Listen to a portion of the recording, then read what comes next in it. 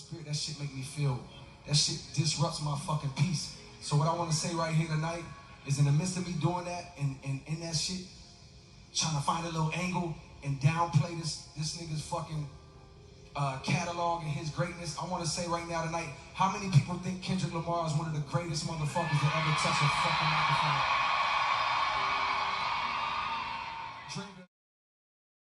When I get at you, homie, don't you tell me you was just playing. Oh, I was just playing, K-Dot. Come on, you know a nigga rock with you, bro. Shut the fuck up. You sound like the last nigga I know.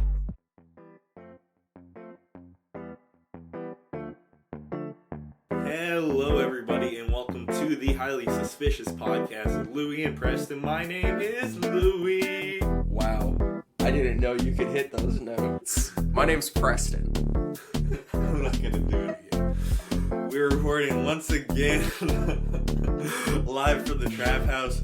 We're in here, we're back. It's an unexpected solo episode from us, but that's okay. We've done it before, we'll do it again. Because we've got shit to talk about. Yeah, we have no shortage of things to talk about this episode, so we've really been gifted with content.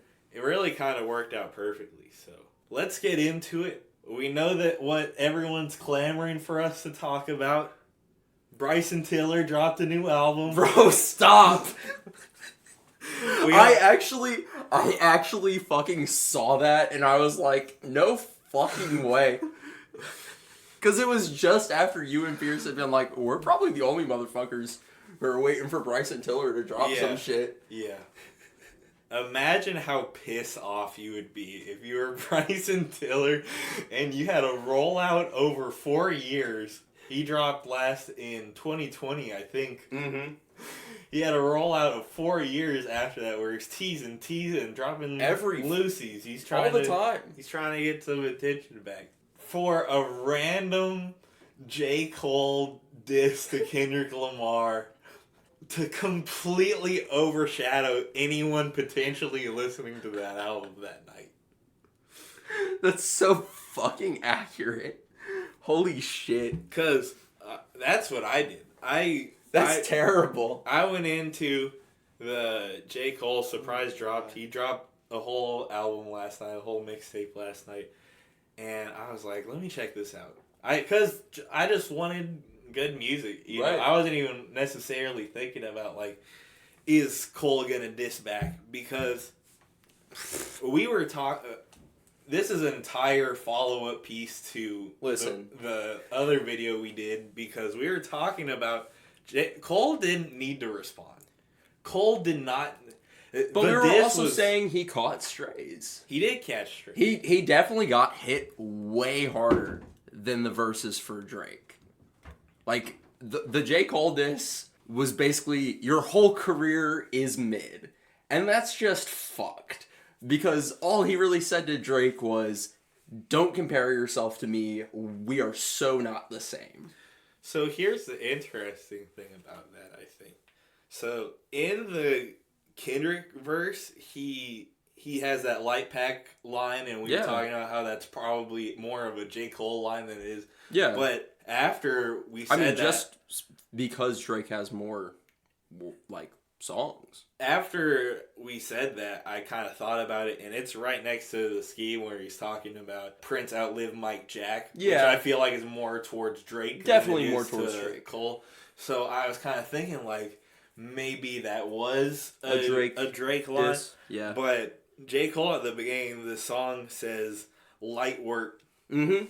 Exactly. Which I think is a direct reference to that. It just feels like it. You know, you can never know because there's always vague language. But it's just crazy because J. Cole goes into being like, I'm not even going to have my goons go after you. Like, who am I to be doing some shit like that?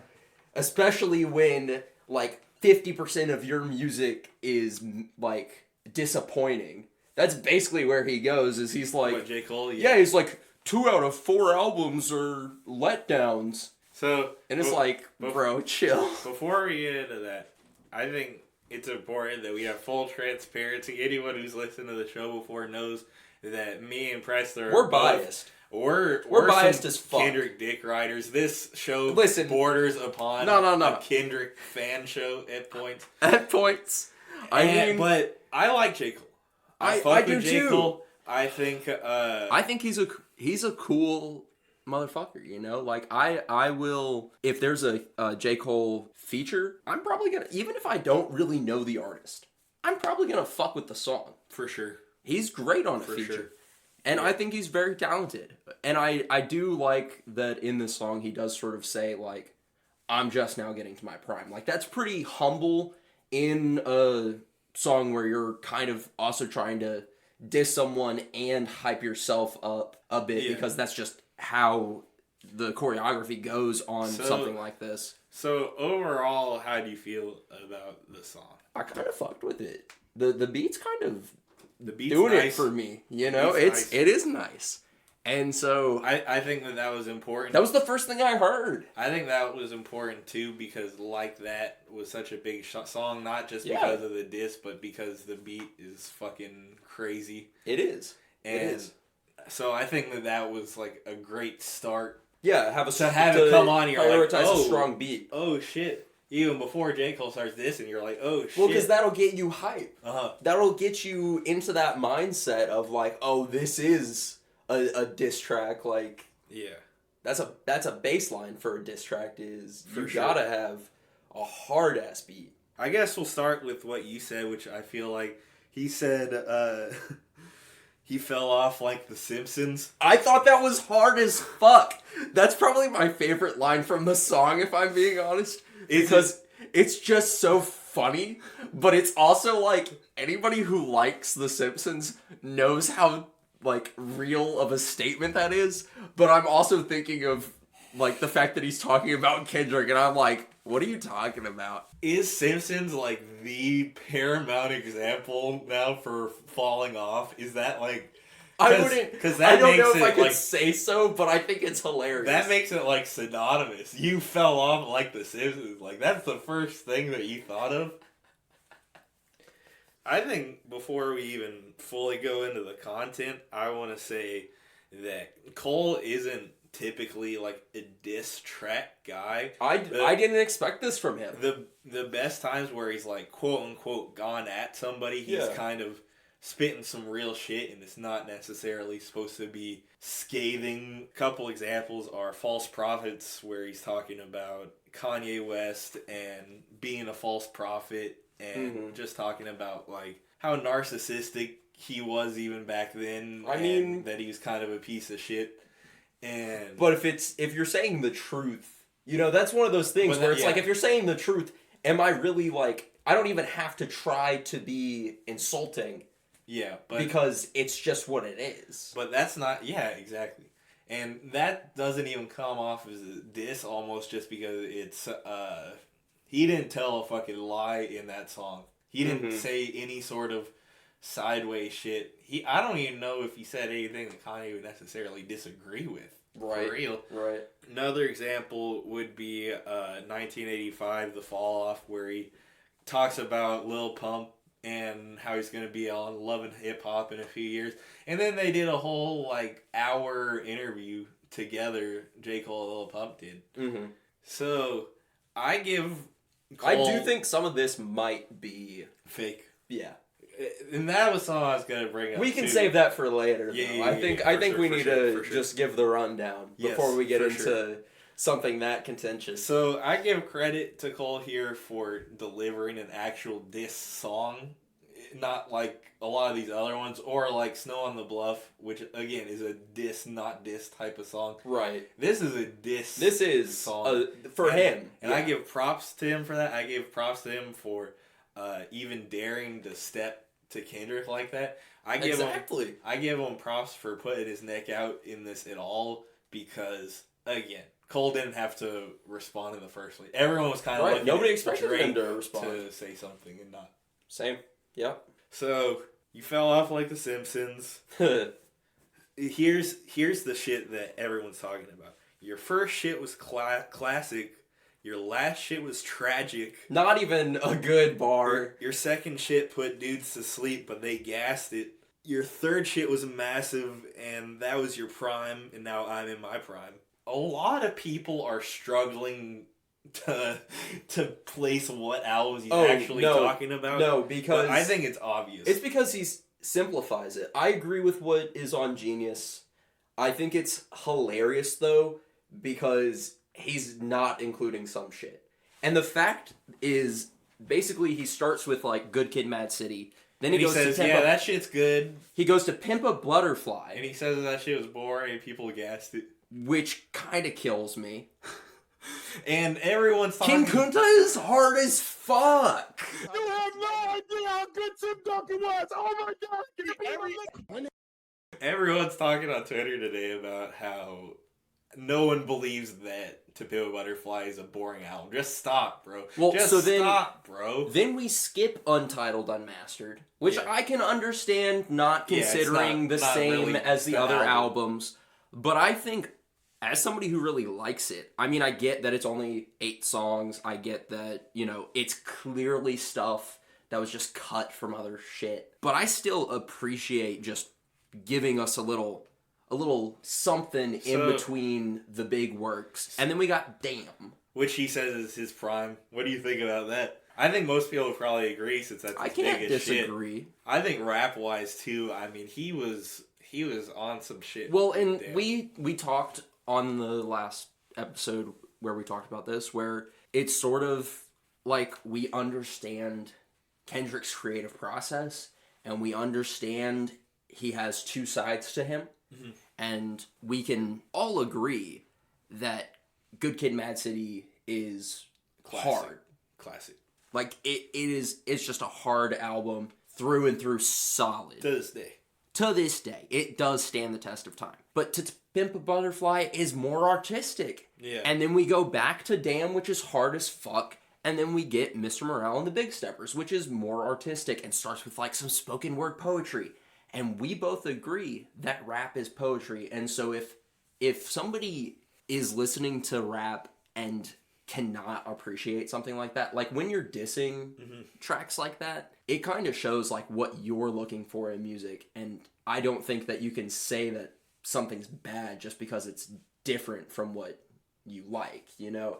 And that's where it sounds like he's coming from. Is he's like, I just don't get this shit, man. Like, why you gotta go produce some weird artsy shit like this? To me, I know you can do shit like Damn and Good Kid, Mad City. To me, I don't even believe him. I don't even believe that he doesn't like To Pimp a Butterfly. No, he's capping. I think he probably said that thinking that more people were gonna agree with him than he thought, because no one fucking agrees with that. I mean, how could you? I also think that he did a bad job. It's a fucking 19-song fucking album.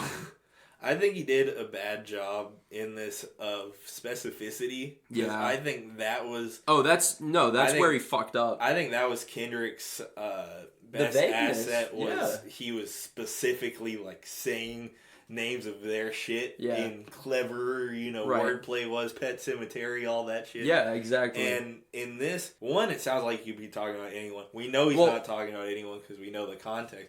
But also, he says his second album, people gassed it and it was boring. His second album is technically Good Kid, Mad City. Good Kid, Mad City. Exactly. So and that's an even worse thing. Fucking not mentioning Section 80 kind of pissed me off. I was kind of like, I hate how you're cherry picking this, J. Cole, because fucking ADHD is on there, and Rigor Mortis is on there, and High Power is on there. Let me do some glazing real quick, because we're glazing Kendrick, but I don't think we're glazing him enough. At bare minimum, he has 3 classic albums. Right. And I think that there's a very good case that Section 80 is also a classic. I would say so. Because those songs, I fucking love every single one of those songs. The fact is, I was talking to someone earlier about how Drake had said that, like, who even still listens to Kendrick a little bit? Yeah. And it's like, bro, the first album, there are still songs that I have on my regular rotation, and when they come on, and that's I 2011. am fucking hype. That's from 2011, bro. Right? 10 plus years. Like, get the fuck out of here. Yeah. To just see, that's another thing about this, and I think this is a big reason why. I'll say this is a flop. The song's decent. This is not moving the needle for a lot of people. A lot of people, I think, are specifically zeroing in on this. You're supposed to go at Kendrick's weakness. Why are you going at his discography, which is arguably one of the fucking best of all time? When he's doing the Jay-Z thing when he did Takeover. No, and I get that. But I think there was some validity to when Jay-Z was saying it. Like, you did Illmatic, and what have you really done since then? You know what I'm saying? Yeah. And yeah, you can't say the same thing about Kendrick. Who seems to get better with every album. And also, everything ages like goddamn wine on his albums. Yeah. I mean, just the fact that I'm dead serious. ADHD is like, if I was a fucking boxer, that's my walkout song. Like, I fucking love that album. That'd be a good walkout song. And to fucking just push that to the side and start at Good Kid, Mad City. Do you even listen to Kendrick J. Cole? There's so much to break down. Yeah. He says he's averaging...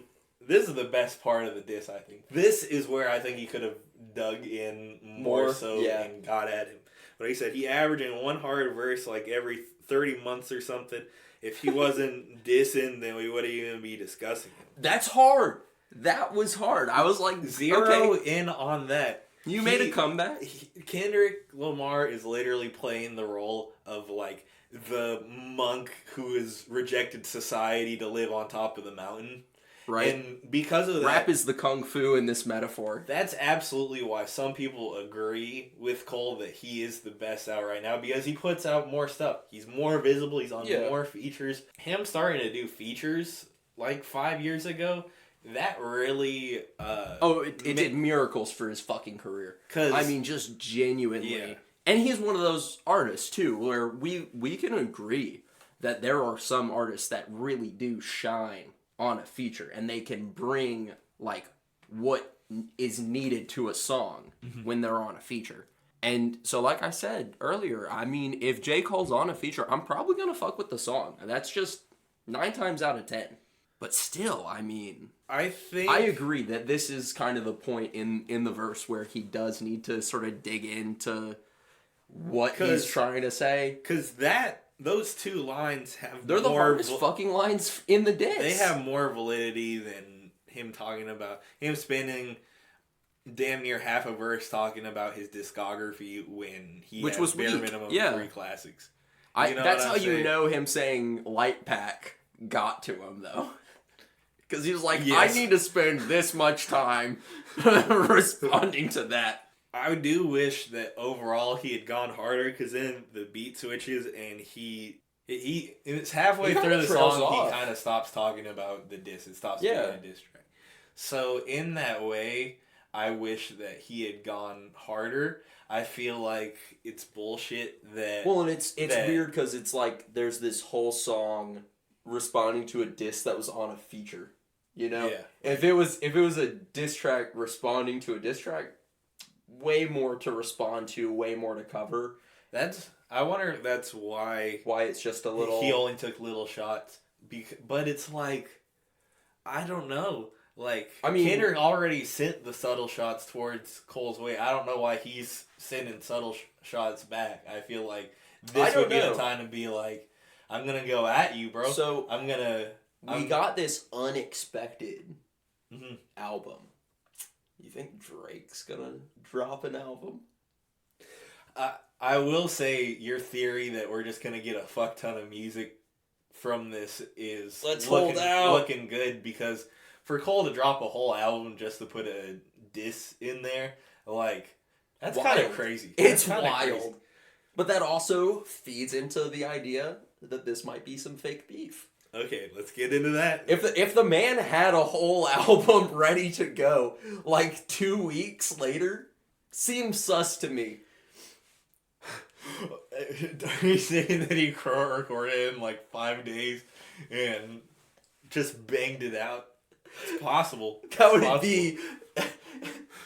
would be so fucking nuts. Because even if he had all the shit written already, that's just like... He's living in the studio. Because there are some subtle shots at Kendrick at other points in the album Or at least that's kind of how it felt in moments. Like there's the part where he's talking about a trans person, Right. I guess, and it seems like he's kind of pointing that towards Kendrick, but it's also like everyone's reacting negatively to that too. And Cole also has a history of other questionable, maybe homophobic stuff in his bars before, and so there's that aspect to it too, where it's just like people are reacting a certain type of way. But yeah, it fucking might be fake. It might all be fake. I don't know. I would not be surprised.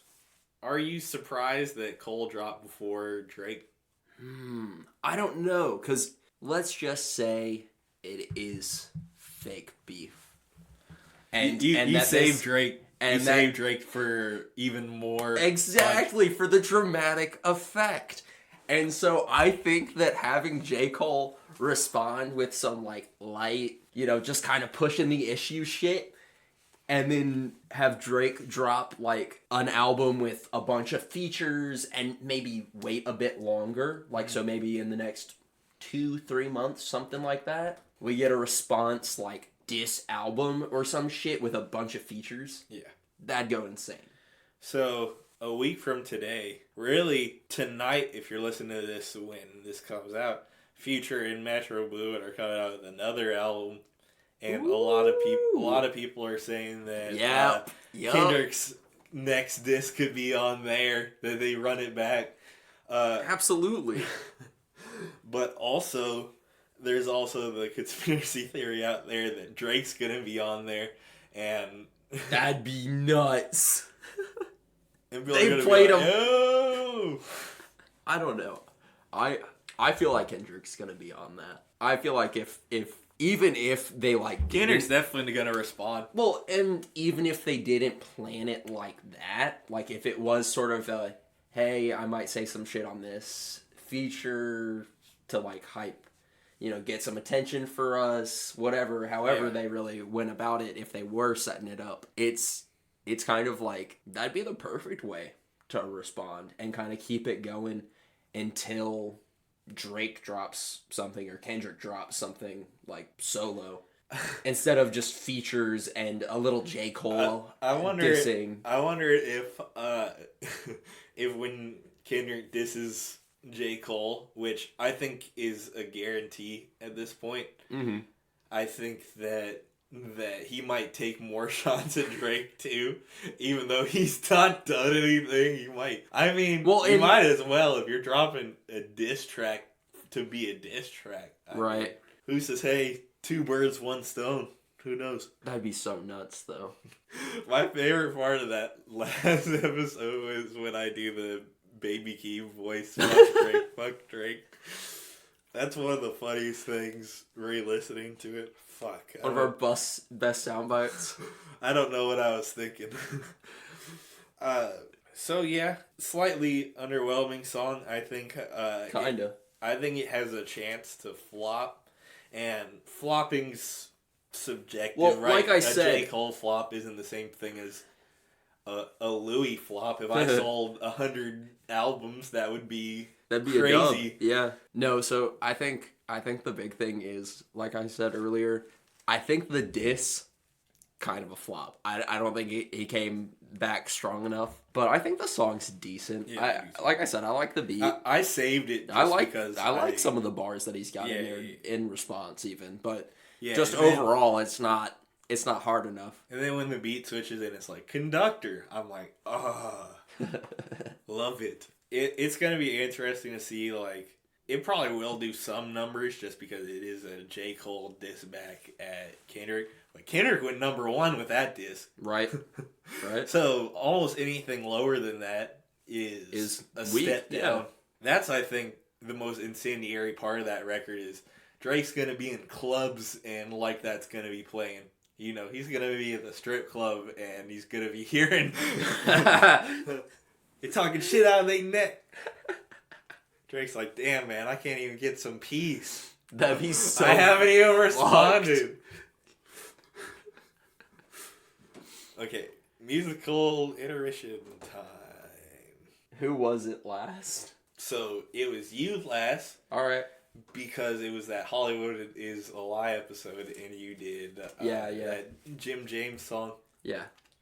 And then we had another solo episode where we talked about like that, but that was kind of the intermission for that episode because we just talked about that for like 50 minutes. Yeah. So it's gonna be me. Is it gonna be something we can talk about, or is it gonna be? Oh yeah. I like this song. It's gonna be, I feel like, a sharp left turn from the conversation we've been having, which is fine. Yeah, that's fucking fine. But they know what they're gonna get. This is what we do. But this is going back to my rap roots on here. Fuck yeah. They ask me where I've been, dog. I've been rebuilding with my wiz and children. Put my pops in the ground, they hit the repass and ate the same shit that killed them. Your habits didn't deviate, just thought you would appreciate. My mom used to say I was a whore just like you. So mom, I ran through even more just to spite you. And pop, my health is doing pretty good despite you. I try so I don't die at 54 just like you cold. I'm one snowflake away from an avalanche. My first teachers were masters of self-sabotage. God damn, Louis. So that was Cry No More by Phonte. This is a song that came out in 2018 by legendary underground MC. This whole album is really good.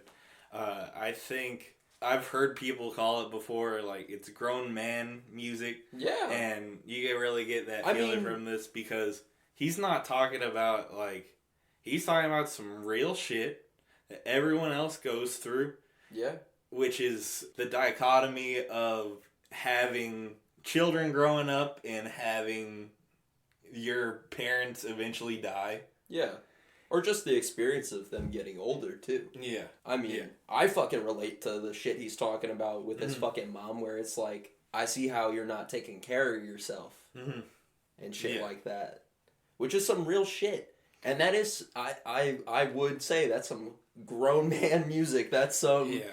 You can still be fucking with the bars, fucking with the beat, and still be introspective and be receptive to some spoken word poetry shit. Because that's what I want in my music. It's the same as I was praising Kendrick, where I want complexity. I want you to give me both sides. Because this song does it perfectly. And I gotta say, I love that you can still introduce me to a rapper that I've never heard before. I love that you're so into the more underground shit. I listen to a lot of just like old music. That's just kind of what I like. I like that older sound. For sure. And I've definitely played stuff from that sort of area that you've never heard before, where you're like, it's a shame I've never heard this. For sure. It's a shame I've never heard this. For sure. Yeah, this song is, it's one of its best assets is... If you just tune out the lyrics completely, if you're not interested in having deep experience where it's like, damn, now I'm thinking about my family, it's good. It's good on a base level of like just bobbing your head to the flow and the piano. Also, it's only it's not even 3 minutes long, so it's like if you really can't handle somebody being a little introspective for less than 3 minutes, you're listening to the wrong, like, artist at a certain point. Yeah. So many quotables. You can't undo it. You either succumb to it, make the adjustment, or just become numb to it. Looking over your life, like, what have I done to it? Knowing that your bloodline is the river that runs through it. You don't even think about that stuff when you're younger. You don't really think about, like, all these familial traits that you're kind of stuck with for better or worse. You know what I mean? Yeah.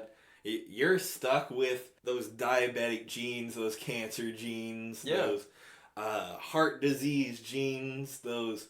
I mean, he's talking about his dad who dies when he's 54. Yeah. I can't even imagine that. That's just so sad to me. Because my dad was 54, like... Well, and it kills me. 8 years ago. We start with, like... After, put my pops in the ground, and then going into, like, my mom's used to say I was a whore just like you, so I ran through even more just to spite you. hard ass bar, some real fucking shit. Yeah. Man. I mean, god damn. And then and that's just so real though. Like no matter how serious it really is, there is a certain point in your life where you start to do things in spite of your parents.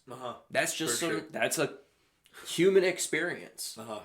And also, yeah, sort of just realizing that your parents weren't the best, teachers and didn't teach you things about life that you wish you knew, and you only know that later in life because you don't know what you don't know. My first teachers were masters of self-sabotage. Fucking genius, bro. Right? Fucking genius. But this is exactly why hip-hop needs to figure out how to age.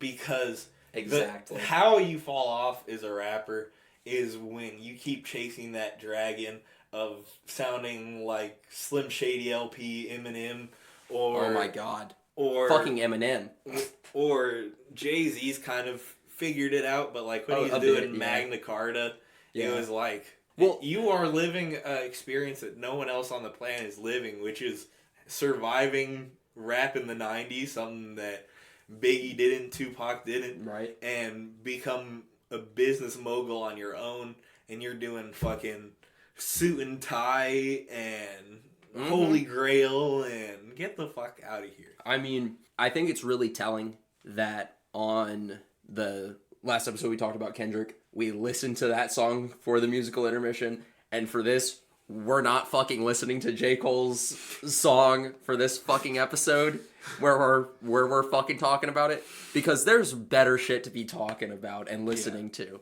We've already listened to the song. We don't need to listen to it again to talk about it. I think... And this goes right back into what we were saying about Kendrick, where it's just like rap needs that complexity.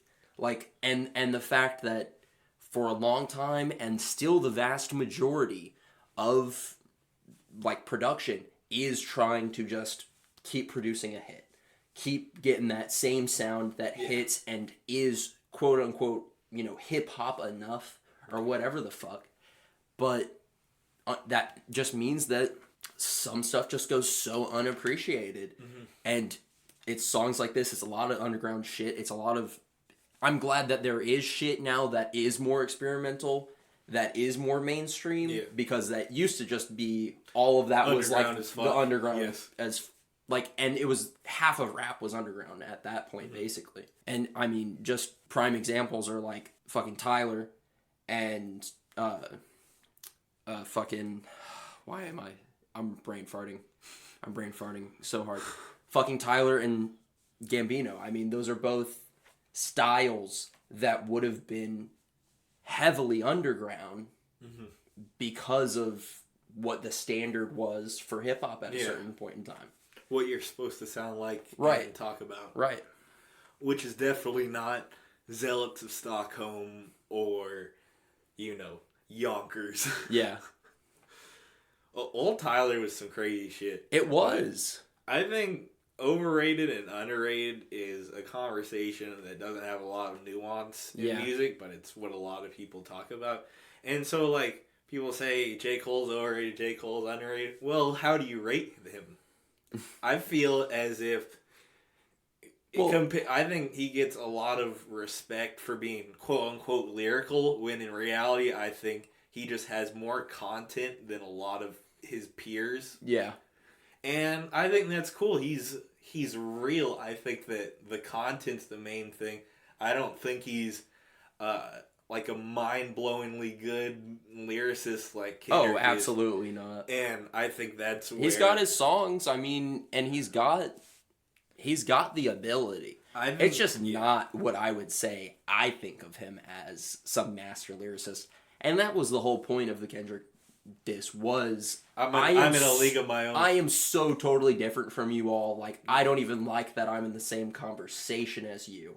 Because how could you really compare J. Cole to Kendrick? I mean, it's just leagues apart. And I would say this is more in that style of creative freedom and spoken word poetry shit that is a part of rap, like, fundamentally. You want to hear some crazy, like, conspiracy theory stuff right now? Please. J. Cole's album arc is very similar to all of the Kendrick albums that came right before him. So, 2014 Forest Hill Drive is his big classic, where he's talking about his upbringing and stuff like that, and it's there's some spoken word shit in there, and it's very meant to be reminiscent of a certain sound. That's kind of what Good Kid, Mad City was right before it. Yeah. Going to For Your Eyes Only, which is a jazzy kind of jazz rap influence, like storytelling based album that's meant more for critics to enjoy than anyone else. Right. And To Pimp a Butterfly came out right before that.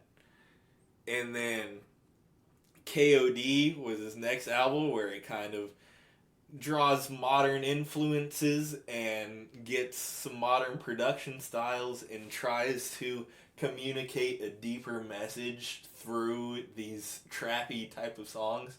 Mm-hmm. And that came right after Damn. You see what I mean here? Like, yeah, I mean, and it's so funny for J. Cole to be, like, pointing out the inconsistency of Kendrick's albums. Yeah. When he's done the exact same when thing. he's inconsistent as fuck. And I don't even think that it's technically inconsistent. I think it's just you're not gonna make every album sound the fucking same. Yeah.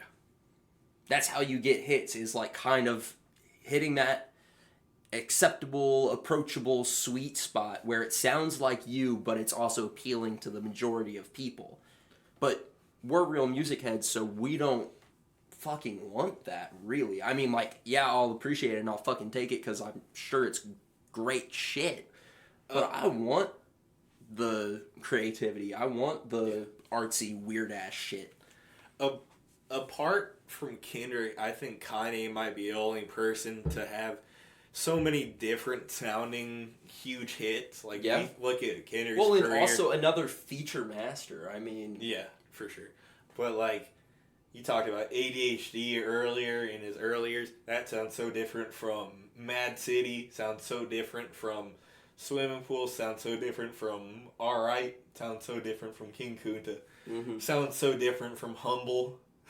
Sounds so different from well, and it's, In 95. Oh, and that song is so good. Sounds so different from Family Ties. Sounds so different from Like That. Yeah. So it's just like how are you gonna diss somebody for their versatility? That's really where I'm. That's almost what it is. Where I'm at. But I do think it is preying on like the regular person who's not that into hip hop, who wouldn't be interested in a Mr. Morale or a To Pimp a Butterfly. So they're just like, yeah, Kendrick's boring. I never understood the hype in the first place. If somebody fucking said that to me, it would be like, come with me. You're coming on the podcast. Louis and I are gonna sit and roast you for an hour and a half about how you just don't get it. We're gonna actually have the longest episode ever where we make you listen to all of Kendrick's music and explain every fucking song to your dumb ass. Listen, so there's a poem at the end of the song where they add on a new line every time. And then he talks to Tupac in the end. Don't you get it? Do you get it? That would be so batshit, but I feel like it'd be the perfect fucking torture for someone who's like, yeah, what's Kendrick's deal? I never really got it. He's too weird for me. What if we did that? What if we made that like a spin-off podcast and we just got like my dad or someone who definitely fucks with no Kendrick. No, let's get Lol in here. And we do an entire mini-series trying to get him to admit that he understands it. Or get him to a point where he understands it. we play him the black or the berry, and we're like, isn't this hard, Dad? And he's just like, I want to fucking die. The blacker the berry, the sweeter the juice. That would be so wild. I mean, isn't that like... That's such an interesting social experiment. Isn't that like a podcast arc, though? Doesn't every podcast get to a point where they're like, guess we keep talking about this too much on our main podcast. Maybe we should make a side podcast. I don't know.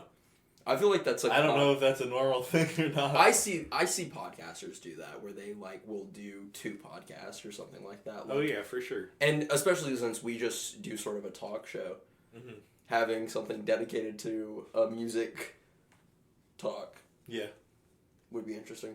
For sure. What are we at on runtime? 45 minutes. We got anything else to cover? I don't know. It's a good question. Someone posted J. Cole in his quote-unquote prime versus Kendrick after a quote-unquote tragic album, and it shows how Kendrick Lamar has 17 million more monthly listeners than J. Cole does.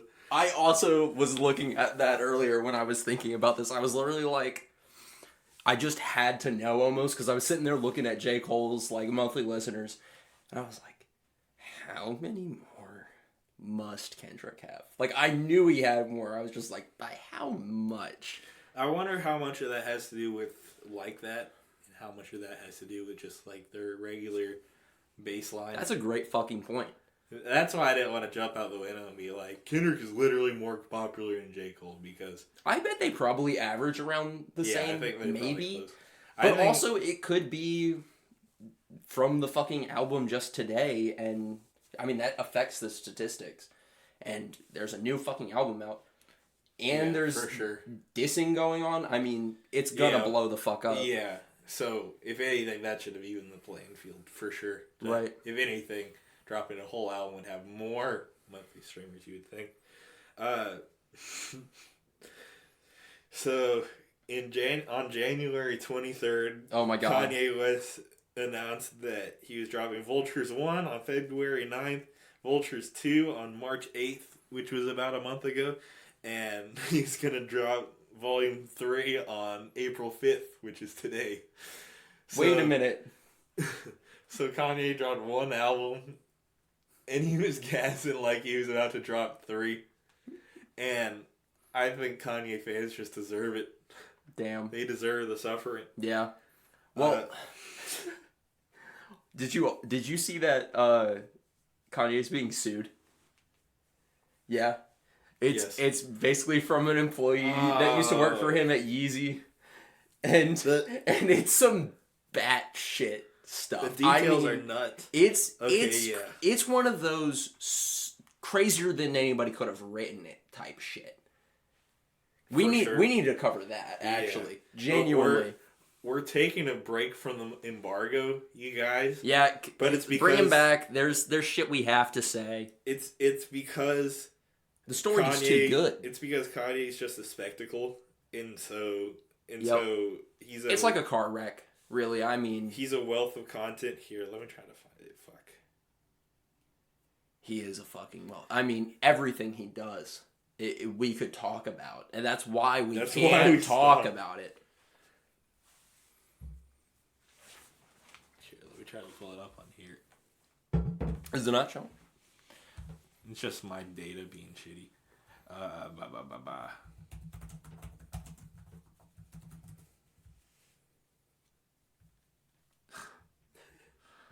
From Salon.com, quote unquote Hitler level stuff. What the fuck? Great headline, Salon.com. Good job. Even when class was in session, Kanye would scream and berate the black employees while never even as much raising his tone at the white staff, the suit alleges. Wait. So, I found it. This is a list. Yeah, this is the article that I initially saw. Okay, bet.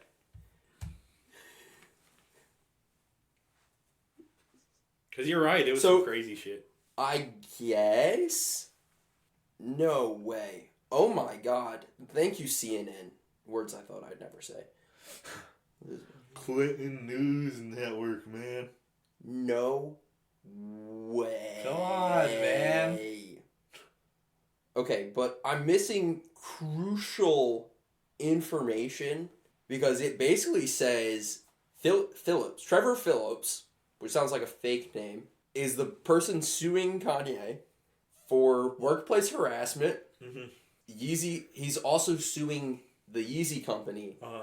and Donda Academy. And Phillips alleges that West treated the black staff considerably worse than white employees, end quote, calling the discrimination, quote unquote, severe. They really did some... When Trump met with Kanye, he had to have given him, like, the get out brainwashing to just turn him on his own race like that. Oh, this is crazy. Oh, yeah, Phillips is black, and he said, like, the harassing was endless. That's awful. He also claims West spewed hateful words of anti-Semitism, like professing tropes and lies, threatened the LGBT community, and even on one occasion, almost sexually stimulate himself. So he's saying, this man about jerked off in front of me once. Wild. So I got the list that I was looking at. So, Ye allegedly wanted to introduce a jail at the school so kids could be locked in cages. Wow. That's insane. Kanye, 2024, put those kids in cages. According to the lawsuit, Ye physically threatened Phillips, saying, "I'm going to punch you in the face," before abruptly changing tone and mimicking Super Mario's victory No, dance, I heard that too! saying, "I'm gonna give you one more chance, another life." That was the first thing that I saw. But I also guess I have seen bits from this CNN article. But there's also, like, a bit in here saying that Donda Academy was shut down in 2023. But in the lawsuit, it says that they have some information that makes them believe that Donda Academy still operates. That's even fishier than like, it's an underground illegally. school. That's insane. Who the fuck would even send their kid there? I don't know. It sounds like he was holding his employees hostage. Maybe he's got some kids he's holding hostage. After his split from Adidas and Gap over anti-Semitism, Ye allegedly said he wanted to go after the LGBTQ plus community, quote-unquote, next. Wild. Claiming that they're a part of a population control scheme by Bill Gates. That's funny because in the last bit of this article is talking about how in an uncomfortable 3-hour meeting, says Kanye went on a rant about Hitler and said gay people are not true Christians. Wild. I feel like that's one of the less wild things that we've mentioned, though. I just mean going from, like, stuff about him as a boss to, like, the Super Mario impression, which is batshit, to him being like, yeah, I fucking hate gay people. They're a fucking population control fucking thing by Bill Gates. What the fuck are you on? Maybe he was ranting about liking Hitler because, just like him, he's on amphetamines. Like, what the fuck? Kanye. In a December 2022 meeting at the Nobu Hotel in Malibu, Ye allegedly praised Hitler, denied the Holocaust, and dismissed gay people. He's denied the Holocaust before. I think that's one of the first things where we all started to be like, but this is going to be bad. But at the end of that story, they played the Batman silently. No! Oh my god. And made them watch the Batman with Robert Pattinson with the sound off. Doesn't that sound like the most insane thing you could ever experience? I'm sure that room was dead silent. That's so awkward, too. For 2 hours. Would you get anything out of that? Would you get anything out of... I'd get that I'm quitting my job. You might as well quit at the beginning of that. Oh, absolutely. You don't want to get 3 hours deep into the band. I think this man just thugged it out so that he could get the lawsuit. I think he was like, I need to be here for all of this terrible shit. I mean, yeah. Just so that I can get that case. God damn. Super Mario impression, that kills me. So, the whole conversation about Kanye is just so fucked up. Because everyone talks about, mental health, that's a shield for him and everything. Maybe if this person is legitimately sick, having $1 trillion and being able to, do everything. Well, and it's also like one of those. Do Donda Academy and all that bullshit. Is that the type of stress you want to put on someone who, and with the music too? There's sort of this thing where it's like, stupidity isn't a crime, like if somebody like there are some cases where ignorance of the law is an excuse, and there's some cases where you can plead insanity, but there's also a certain point where it's like, why is anybody it's technically not illegal, but why is anybody letting this happen? Yeah, because there's no checks and balances, because he has money, people will work with him. The only thing I could really hope to come out of a court case is that some court is like, Kanye, you have legal mandated therapy, or you have to be in a prison hospital. I don't think that for would work. The next month at least, or in celebrity cases, though sometimes that is the case where it's all right, you have court mandated things or house arrest or something like that. He'd probably just have to, pay, and maybe they could try to say this is severe enough that there needs to be some actual repercussion, and the best case scenario is that Kanye has to go to fucking therapy. Isn't this a civil court case? If it is, that's different. Yeah.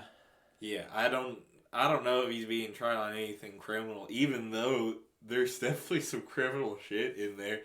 Threatening harassment, workplace harassment is a fucking offense. I mean, and just an abuse of power, really, where it's you pay people's paychecks, you keep a roof over their head if you're their fucking boss.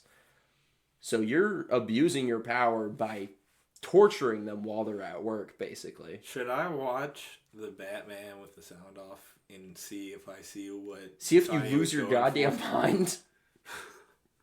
I'm not saying, maybe he's onto something. He's on to... What if that's the one thing he tries to explain? He's listen, film peaked at silent movies. He's we should have kept with it. And a movie with a man in a bat suit punching people is the perfect way to return to it. He's actually, I'm going to be the next Batman. And it's going to be a silent movie. Is that surprising to anyone that's the movie that he wanted to play? Because that seems like such a pretentious movie that is just right up Kanye's alley. Even though I like that movie. I like that movie too. I think it's just demented enough. I feel that's... damn, you couldn't do I think that's one of those... Robin Hood. He might have watched that on silent first by himself and been oh my god, this changed my whole perspective on cinema. And then he's I need to share this with the world. Who can I force to watch this? There's that Mac Miller album, watching movies with the sound off, but I don't really know what that means. That's the same. I don't really know what that means. I don't know what he was going for is what Kanye was going for. I don't know. These are the important questions, though, I think. Because, God. I don't know. That's just so interesting to me. I like your idea, though, that he did a test run of it before. And he was wow, this changed my life. What if he was in, a situation where, what if it was, on the TV at, a restaurant that he was at, and he just decided to sit there for the whole 3 hours and watch the Batman front to back inside of, a Denny's or something. in a fucking Denny's. And then he was like, No, he was "I'm gonna on a make other plane, people do this." and it was what they were playing. Yeah, he was watching. the But he scene didn't have from- any headphones. It's so funny that that's become like a meme because I've definitely done that my entire life. I think it's one of the more interesting things that you can do on a plane is, well, what's he doing? What's he got going on over there? And just look over, and you see somebody watching The Batman. Yeah, it's like, oh, I'm gonna watch a second of this. Oh, On silent. This is the part with the Riddler. Oh. That is kind of like what it feels like to watch something in silent, though. Did he give him subtitles? I feel like that makes it a lot That more would be normal. so different. I feel like that makes it normal. But to me, that would be like he had us read the entirety Read the book. of a 2-hour movie. That means they're just sitting there reading like begrudging sigh or like echoey explosion. I hate when they do that. Me too, man. It's so rough. It's so funny that I'll have subs on for some stuff, and that just bothers me when that comes on. Oh my gosh. No, there's so many good ones too. Cause they'll be like they'll say shit like cries embarrassingly. And I'm like, damn, that's kind of fucked. Or like, What a way to put it. or like when a scene's getting hot and heavy, and it's like breathing passionately. It's like Passionate breathing. it's like I'm there. Dude, deaf people really get something out of that. The descriptors. I don't know. I mean, my grandma's kind of deaf, but I can't really say. Well, we've definitely laughed about it before, where it's like some of the descriptions for the audio are just stupid. Speaks foreign language. They're in Oh. Spain. They're speaking Spanish. I fucking love that. Speaks foreign language. Not even descriptive. It won't even tell you what. Deaf people don't know what fucking different languages sound like. Yeah, I who don't know. cares? It's foreign. You're not supposed to know what it means. See, and that pisses me off too, because like I want to know what they're saying. I don't want it to be like in some cases where they speak a foreign language and they actually say some bullshit, and they just use it as dialogue. What if, like, Secret messages. yeah, what if there were, like, secret subtitles where it did translate the shit in certain situations, and it's just like... What was I watching the other day where basically they didn't translate like the first few words that they said, and the closed captions just said like speaks in Spanish, and then it came up in what I was watching. They started subtitling it for the rest of what they were saying. Huh. That made no sense to me. I was like, what the fuck is actually happening? I don't know. I think this is all I think we've gotten to the end. Kanye's beefing with J. Cole. Yeah! Let's go. J. Cole has to work in Kanye's factory for a day as punishment for the bad diss verse. And He has to watch the entirety of the Batman in silent. And he has to laugh at Kanye's Mario impressions.